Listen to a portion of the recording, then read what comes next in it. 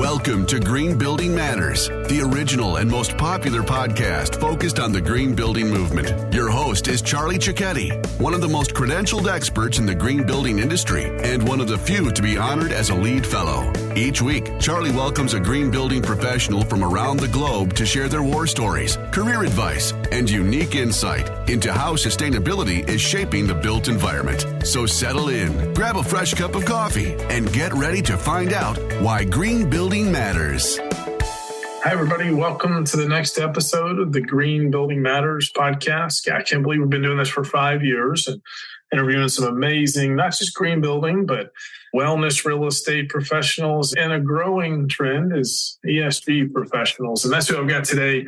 I've got Amy D'Angelo. She's the Director of ESG at our green building consulting firm, SIG. Amy, how you doing today? I'm doing great, Charlie. How are you? Life is good. I know you always brag about good sunny weather in South Florida. I'm here in Atlanta, so hopefully it's a good sunny day for you. And just excited to let our listeners maybe even get an update. We did have you on the podcast, almost a couple of years ago now. And I just want to see what you're working on, the team you're building out. So I'm excited for that part of your career journey.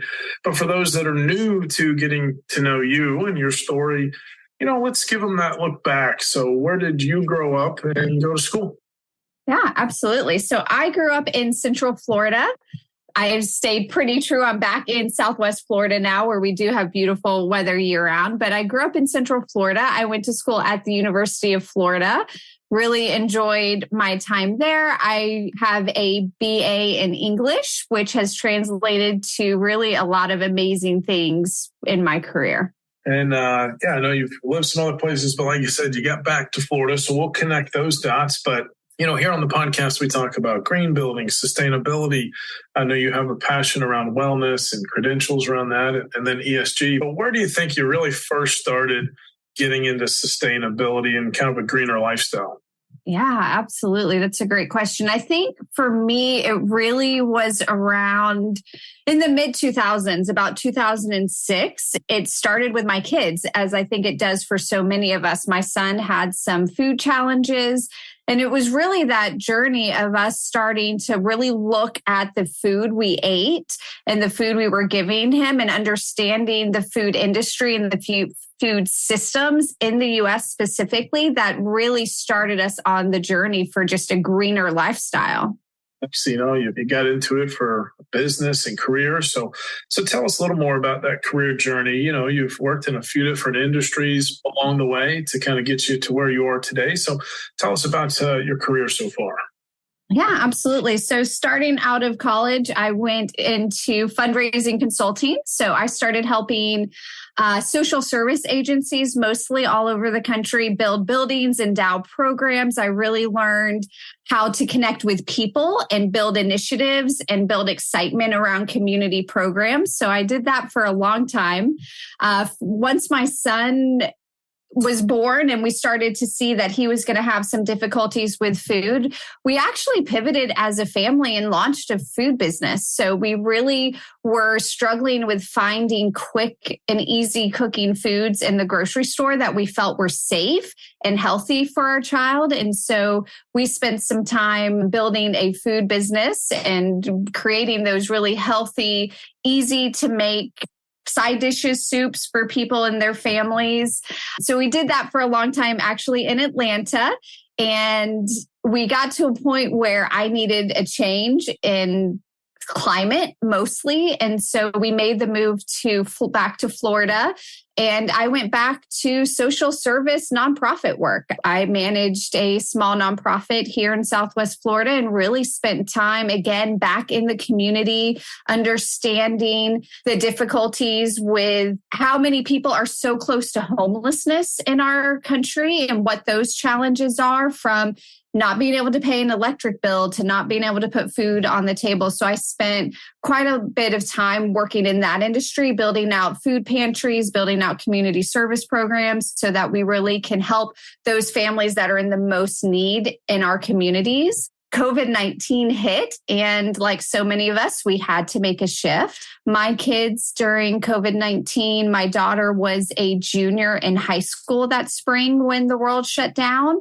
And I spent the next year and a half really just focused on getting her through high school. It was an extraordinarily difficult time for so many people, so many families, for so many teenagers that went from having a full life of activity to everything stopping and school really shifting. And so I spent a lot of time and focus just really figuring out how to navigate that with her. So happy to say she is now a thriving sophomore in college. So that we were able to get through.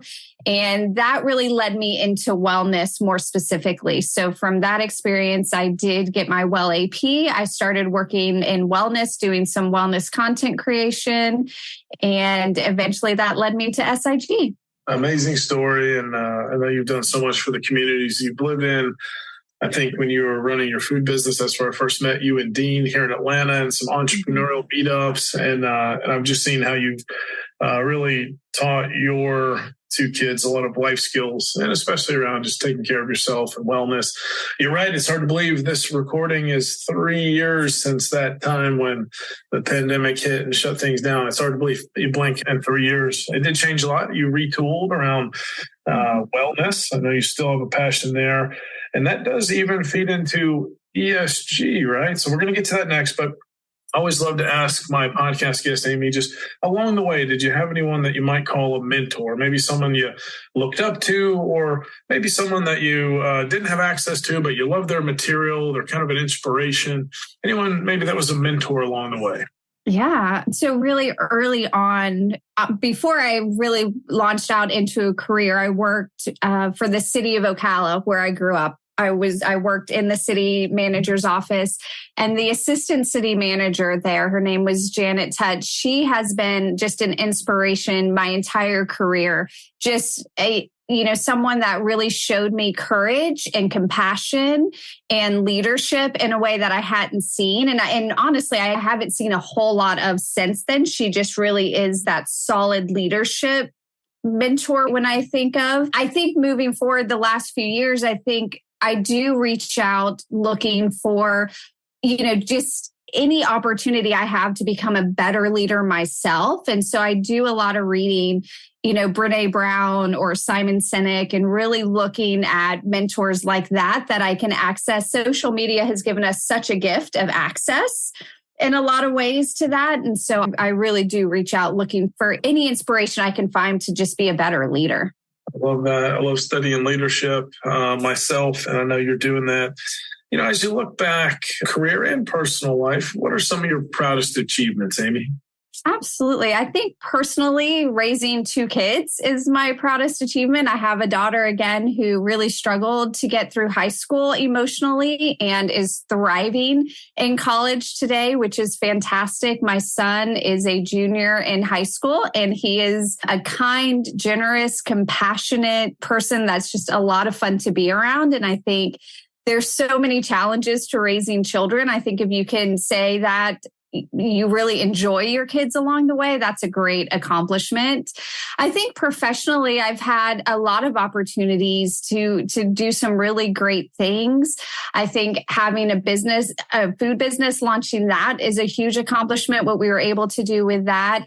I think being able to pivot now and really embrace ESG and do some amazing things and work with a lot of really great companies is fantastic. One of the things I'm really excited about this year is the opportunity to publish an ESG report for our companies. That'll hopefully come out in the next 30 days or so. And so there's a lot of really exciting things.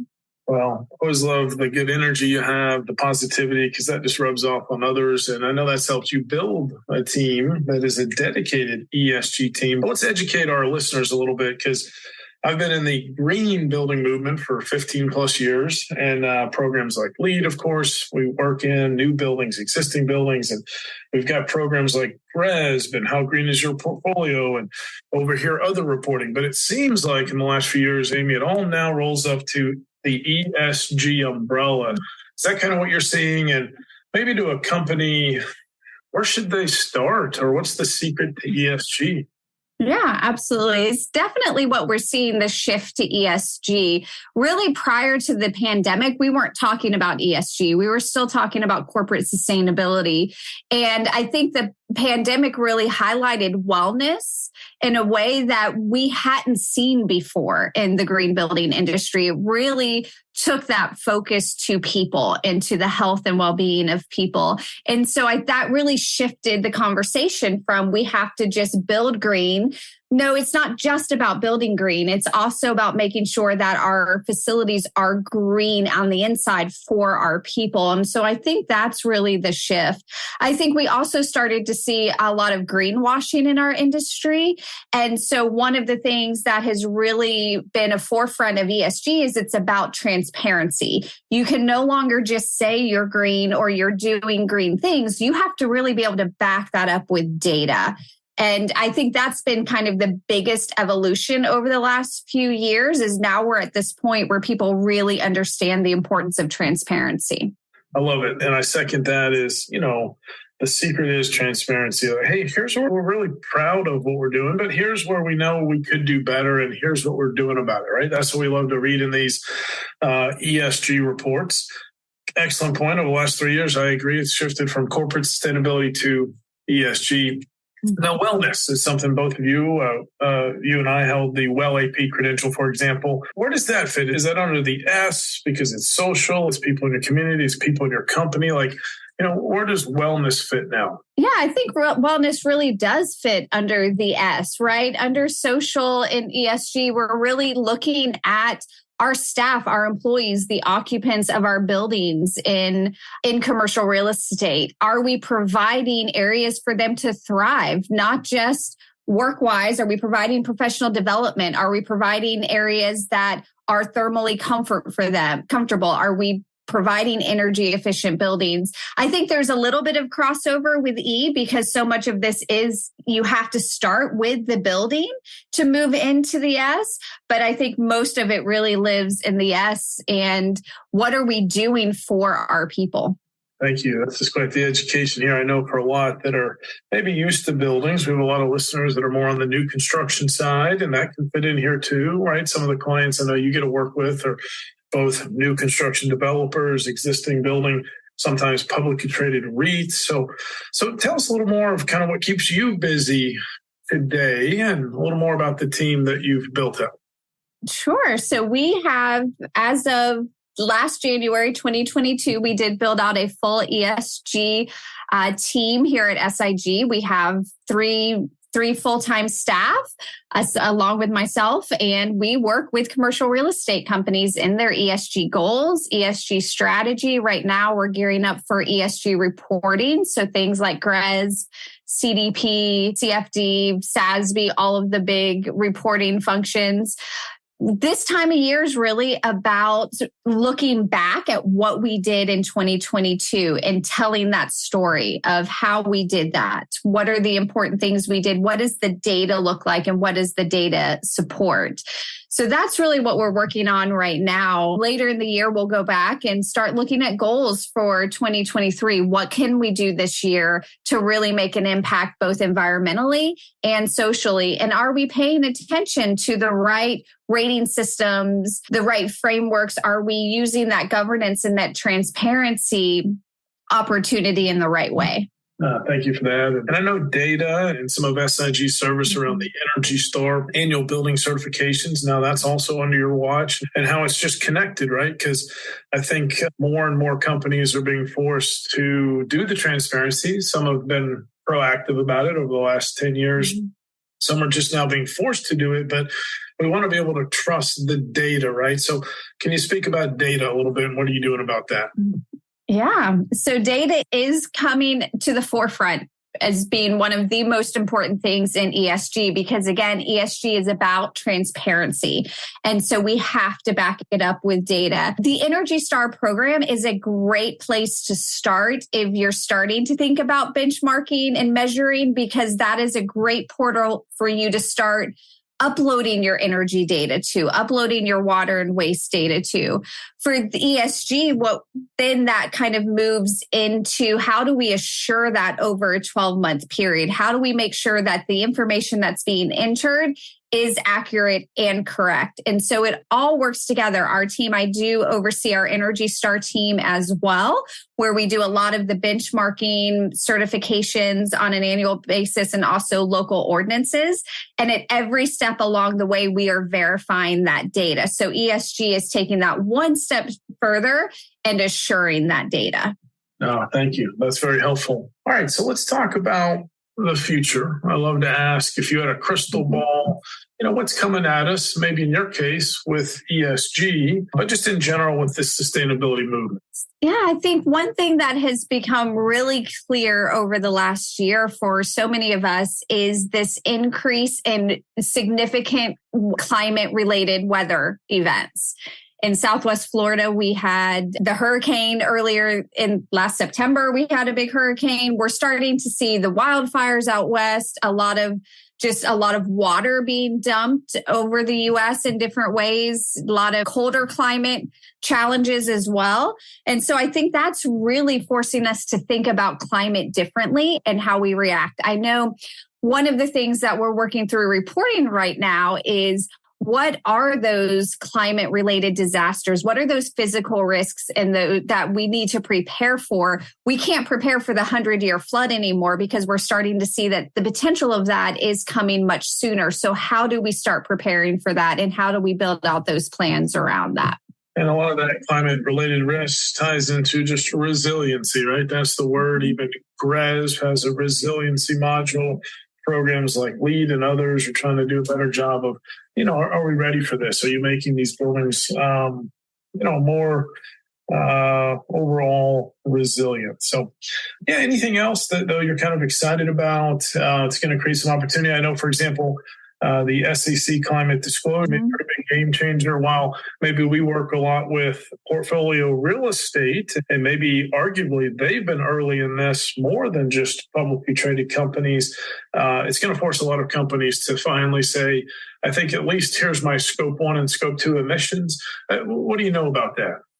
Yeah, absolutely. That's exactly what it's going to do, is really to force people to start paying attention. And what we're seeing, kind of the trend we're seeing with our publicly traded companies, is now they have to make sure that they're not just transparent, that they've assured the data, but what does the backup of that look like? The SEC has come in and there's this whole new requirement of how are we backing up that data, and how do we make sure that when someone's coming in and looking at your annual report, they have a place to go to find that data to make sure that that is true and accurate. Thank you for that. Well, let's do some rapid fire questions to let our listeners get to know you a little more. Amy, what's your specialty or gift? I think I have a gift for executing vision in a positive way, for moving things forward, but also really impacting the positive energy around me. I love that. Do you have any good habits or routines or rituals that help you stay on point? Yeah, absolutely. I'm fortunate enough to live in an area of the country that I have beautiful weather almost every day. So my husband and I do take a 2-mile walk with our dogs every morning, rain or shine. We're out there. It's a great way for us to connect through our day, get ready for whatever the day may bring. But we also allow each other the space to let that be a very meditative walk if we need it as well. So it's definitely where I process whatever I didn't finish processing at the end of the day before, so that when I step into work every morning, I'm just really fresh and ready to go. It's a great habit. Is it a similar path each time? It is. It's the same path. It's about 2 miles, so we know it well. I love it. That's great. Well, I'm a fan of the bucket list. Are there 1 or 2 things you could share that might be on your bucket list? Yes, I actually identified this year, as much as I hate cold weather, it really is on my bucket list to see the Northern Lights. So we took our kids skiing this year for after the holidays. I told them the next time I was going to be that cold, I need to see the Northern Lights. That is fantastic. I know with some of the work we're doing, you get to go to a lot of different states in the U.S., cool cities too, but are there any other countries that you maybe want to go to? Northern Lights, fantastic. Maybe give us one more region or country you definitely want to get to. I believe you had a good trip to Italy last year, so I know that one that you've mentioned you might want to go back to. Yeah, absolutely. We had a fantastic trip to Italy. I would go back in a heartbeat. So we are always looking for opportunities to travel. Love it. Okay, so is there a book or a podcast or TED Talk you'd recommend to the listeners? Doesn't have to be about sustainability, but is there a recommendation you can make here? Yeah, there is a TED Talk that I go back to anytime I'm looking for just a change in perspective. And it's by Sean Acor. It's a happiness talk. It's about a 13-minute, it's a quick TED Talk. It's, 10 years old maybe, but it always just reminds me what we need to be looking at, where we need to be shifting our perspective to. And it's something that I share with my team on an annual basis because I think it's just a really great reminder. I make my kids watch it annually because, again, I think it's a great reminder of how to deal with some of the pressures that we have every day. That's one of my favorite TED Talks too. I'm glad you said that. I'm going to dust that off and actually put a link in the show notes for our listeners. So thank you. Well, just a couple more things here. Amy, is there any career advice though you wish you'd have known earlier? Yeah, I think we all take life really seriously, which I think is fantastic. But I think we need to take time and celebrate the failures, realize that most things are not final. And if we look for it, we can find opportunity in everything that we do. Good, positive advice. A lot of good nuggets here. Well, last question. So let's say someone's listening to this podcast and they're getting really excited because they're just now jumping into this sustainability movement, maybe this ESG movement. And now they've heard your story on how you've become a director of ESG for a growing company and you get to work with a lot of different really cool clients. What words of encouragement do you have someone that's just now jumping in? Yeah, I would say get out there and find opportunities to watch webinars, to find that, we have the world's at our fingertips in a way that it never has been before. We can educate ourselves in so many ways on so many different specific sustainability topics, ESG topics by just going out and searching for those opportunities. So I think that's a great way to really start to understand the terminology that's used, to really define those terms, and then just reach out to people on LinkedIn who are in companies you want to work for or in positions you want to work for. 9 times out of 10, they're happy to connect. So get out there and connect with people. Perfect advice. And thanks for coming on the podcast again. We'll put a lot of good links. Everyone listening, hey, connect with Amy on LinkedIn. Keep an eye on what she's building out and this rockstar ESG team. Amy, keep up the great work. Thanks so much. Thanks, Charlie. Thank you for having me. I just want to say thank you to our loyal listeners. We actually are celebrating over 1 year here on the Green Building Matters podcast. Me and the entire team were stoked and just so glad you continue to listen every Wednesday morning to a new interview with a green building professional here in this industry, or just some pro tips that we want to make sure that you are getting straight from us, straight to you. Thank you for listening to this episode of the Green Building Matters podcast. At GBES.com, our mission is to advance the green building movement through best-in-class education and encouragement. Remember, you can go to gbes.com/podcast for any notes and links that we mentioned in today's episode. And you can actually see the other episodes that have already been recorded with our amazing guests. Please tell your friends about this podcast. Tell your colleagues. And if you really enjoyed it, leave a positive review on iTunes. Thank you so much, and we'll see you on next week's episode.